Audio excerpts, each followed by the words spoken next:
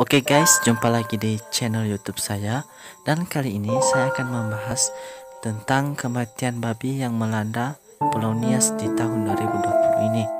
Seperti yang kita ketahui bahwa 2020 ini sedang booming virus corona, namun di lain sisi juga sedang booming tentang kematian babi besar-besaran di Pulau Nias.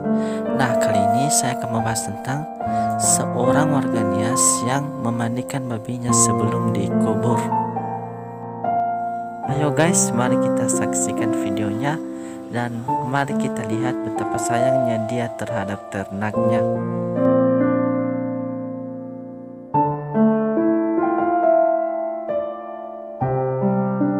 Seperti yang kita lihat, dia memandikan ternaknya yang sudah meninggal itu.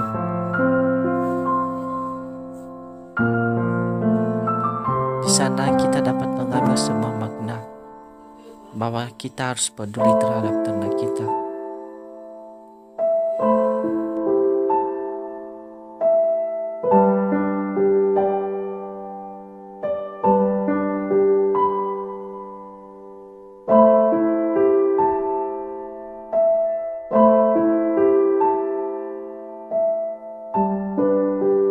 Rasa peduli itu tidak hanya ditujukan kepada manusia, namun juga ditujukan kepada hewan